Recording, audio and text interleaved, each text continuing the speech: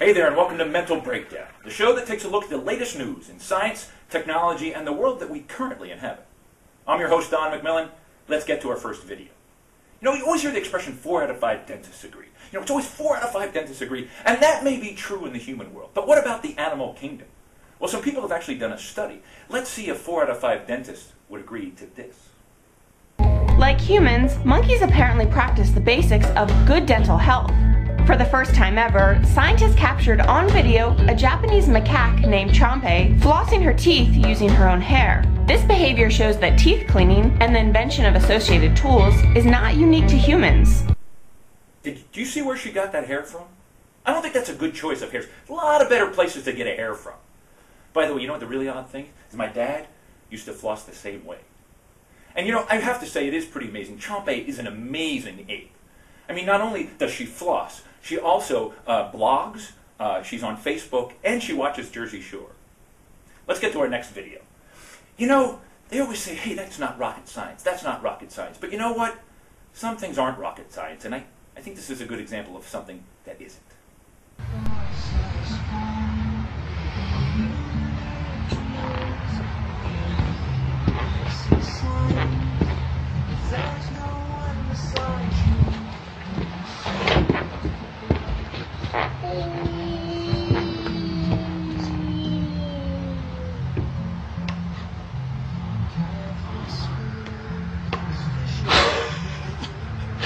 Hi, Jimmy. Hi.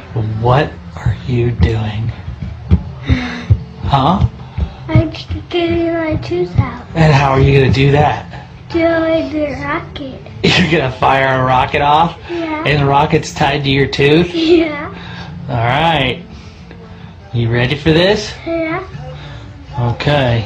You got to push that button really hard so that lights up. And then when it lights up, you have to push that one then.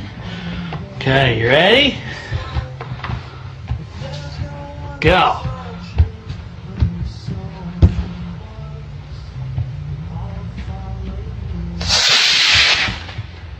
Don't do that, Daddy.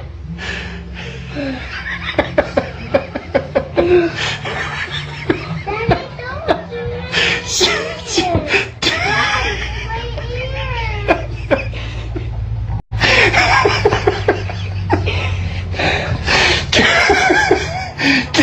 You just pulled your tooth out with a rocket. Okay, you're bleeding. Can we get Child Protective Services over to the Jet Propulsion Laboratory? There's a kid in trouble here. His dad just pulled his tooth out with a rocket. You know what I want to see? You know what I would be there for? When his dad gets a vasectomy. That's what I want to see. And by the way, just so you know, there's a good side to this. That kid right there grew up to be Robert Goddard. And now it's time for Mental Breakdown headlines. The top news stories in the world of science and technology. Let's take a look at our first one. On the island of Menorca off the coast of Spain, they have found the fossils of a rabbit that roamed the earth 3 to 5 million years ago. And not just any rabbit, an enormous rabbit. It weighed about 40 pounds, it stood about 4 feet high. It didn't actually hop because it was so large, and it had smaller ears. Not only that, it differed from today's rabbits in that on Easter, it would come to your house and it would take your eggs. Our next story is about the Oxford English Dictionary. It has added 3 new words this year. It has added OMG, LOL, and BFF. That's right. LOL, BFF, and OMG. Acronyms are now being added to the Oxford English Dictionary. When my 80-year-old grandmother, who used to be an English teacher, heard about this, you know what she said? WTF? And then finally, the iPhone 5 rumors are flying everywhere. There's rumors that they're going to announce this year in June at the Worldwide Developers Conference. Among other things, they think it'll have increased performance, possibly a larger screen, maybe support flash. But you know what I'd like to see in the iPhone 5? I'd like to see it be able to make phone calls. See, I have an iPhone, and it is a great device, but I have terrible phone coverage. And I used to have Verizon on a BlackBerry, and my map at Verizon was pretty good. This was my Verizon coverage map. And I moved to AT&T, and this is the map they showed me. That is not my AT&T coverage. I redrew the map. Here's my AT&T coverage map, right there. Now you've got to zoom in to see where it works well as a phone. There's Northern California. We zoom in a little further, and there's Steve Jobs' office. That's the only place that thing works as a phone. And now it's time for our last video, which I think actually is our neatest video. You ever look at your printer and say, man, I just hate my printer. When are we going to just eliminate printers? Well, printers are a pretty amazing thing. Look what the Army and the medical community is now doing with printers. Working with the U.S. Army, scientists there are doing some amazing research, and they're using ordinary inkjet printers. I work in the area of bioprinting, which is the process of taking a normal desktop inkjet printer and you load the cartridges with cells instead of ink. And just using the normal method, just printing out a sheet of paper, you can print out a human tissue instead of ink. The scientists can take healthy cells from the patient and then grow them in an incubator. Once they have enough, they load them into inkjet cartridges that have been cleaned and sterilized.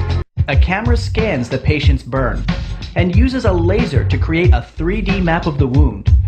Then the computer tells the printer where to start printing and what kind of cells to use. They're using inkjet printers to put new skin on burn victims. How amazing is that? We have come a long way from the days when we used to copy our butt and fax it to people. That's a great story. I had another idea for the printer, by the way. Ladies, how would you like to put your makeup in the morning using one of these? I mean, it'd certainly be a lot easier. And you could even program it in. Like, I think I'll do Angelina Jolie today. Oh, or how about Jennifer Aniston? I think we'd all be better off. Well, that's all from this week's Mental Breakdown. Join us next week for more news from science and technology. And remember, scientists, if you're trying something new, there's two possible outcomes. There's either success or there's comedy. We'll see you next week.